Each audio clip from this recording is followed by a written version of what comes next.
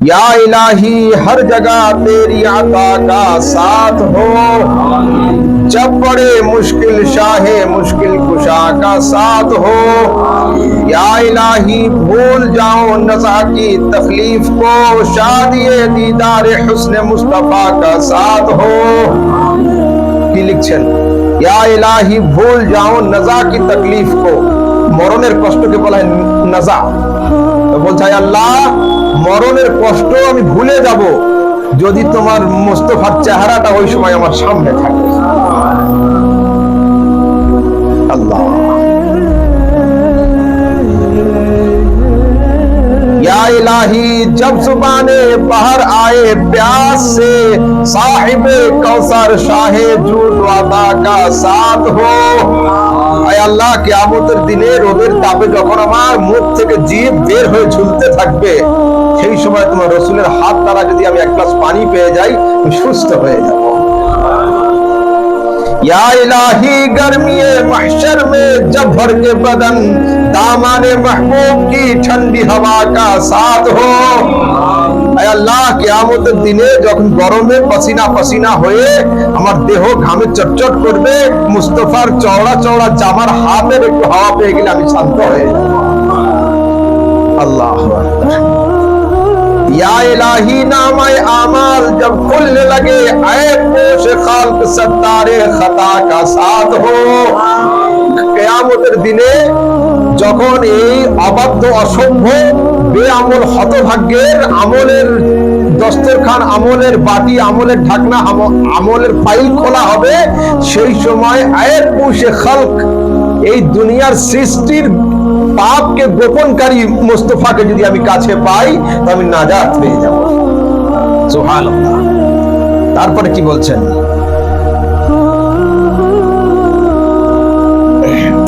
या इलाही जब चलो तारीक राहे पुलसिरात, आफताब हाशमी नूरुल हुदा का साथ हो।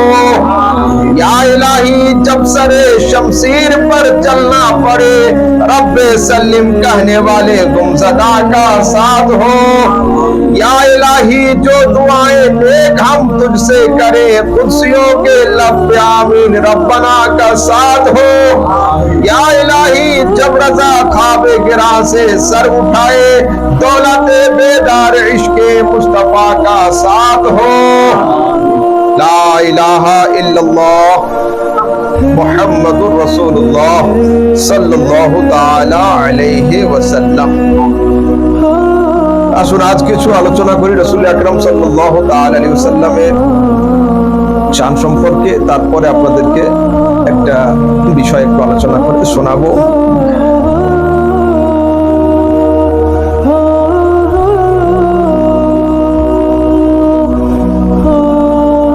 আল্লাহ তাবারক ওয়া তাআলা রাসূল আকরাম সাল্লাল্লাহু তাআলা আলাইহি ওয়াসাল্লাম সম্পর্কে কোরআনের মধ্যে বলেছেন, ইন্নাকা লা আলা খুলুকিন আযীম।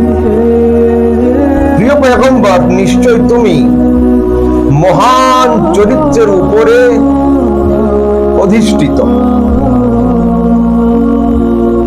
আরবি গ্রামাটিক্যালে এক হলো ফি, ফি মানে মধ্যে, ইলা মানে পর্যন্ত, মিন মানে থেকে, আর আলা মানে উপরে। আমি চেয়ারের উপরে, তার মানে চেয়ার সম্পূর্ণটাই আমার নিচে। চেয়ার যদি আমার উপরে ফের থাকে তাহলে কিন্তু আমি চেয়ারের উপরে হলাম না।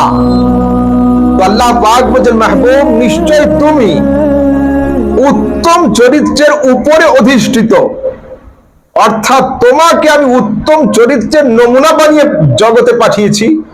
যে জায়গাতে তোমার পায়ের ঠকর লেগে যায় সেই জায়গা থেকে উত্তম চরিত্রের দরওয়াজা খুলে দেওয়া হয়। এবার আসুন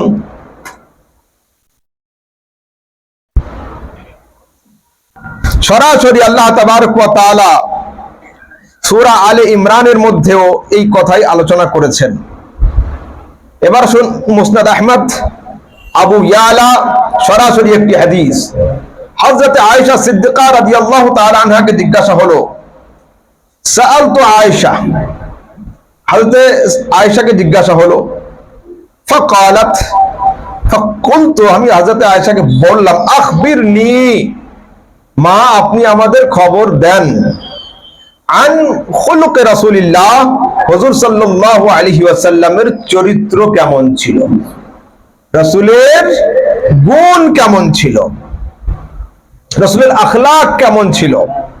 কালাত, ওইখানে রেখে দেন। হযরত আয়েশা উত্তর দিচ্ছেন, কানা খুলুকুহু আল কোরআন, রাসূলের চরিত্রের অপর নাম হলো আল কোরআন। রাসূল সাল্লাল্লাহু আলাইহি ওয়াসাল্লামের চরিত্রের অপর নাম হলো আল কোরআন। এইবার আসুন মুসনাদ আহমদ বিন হাম্বলের হাদিসের মধ্যে রাসূল আকরাম বলেছেন, ইন্নামা বুইসতু লিউতমিমা হুসনাল আখলাক ওয়া সালিহাল আখলাক মাকারিমাল আখলাক, আমাকে জগতে প্রেরণ করা হয়েছে। এসো বাবু আগে এসো, একটু আপনার এই সাইড হয়ে যান, একটু আগে আসুন, এদিকে একটু আগে আসুন, একটু আগে আসুন, এসো এসো বাবু এসো। আমাকে জগতে পাঠানো হয়েছে উত্তম আদর্শ, হ্যাঁ এদিকে আসুন, বাহ, জগতে পাঠানো হয়েছে কেন? উত্তম আদর্শ, নেক আদর্শ, সুন্দর চরিত্রের পরিপূর্ণতা দানকারী হিসাবে। এই সমস্ত জিনিসগুলোকে আমি যেন জগতে পরিপূর্ণ করি, সেই জন্য আল্লাহ পাক আমাকে পাঠিয়েছেন। এইবার আসুন সরাসরি বুখারী মুসলিমের হাদিসে আসছে, রাসূল সাল্লাল্লাহু আলাইহি ওয়াসাল্লাম সম্পর্কে হাদিস আসছে, লাম ইয়াকুনিন নবী সাল্লাল্লাহু আলাইহি ওয়াসাল্লাম ফাহিশান ওয়ালা মুতাফাহিশান ওয়া কানা ইয়াকুলু ইন্না মিন খিয়ারিকুম আহসানুকুম আখলাকান। রাসূল তিনি কোন অশ্লীল ভাষা, অসৎ আচরণ তিনি করতেন না, বরং তিনি সব সময় বলতেন যে তোমাদের মধ্যে সবচেয়ে উত্তম মানুষ সেই যার চরিত্র এবং আখলাক সবচেয়ে উত্তম। তিনি সবসময় এই কথাই বলতেন।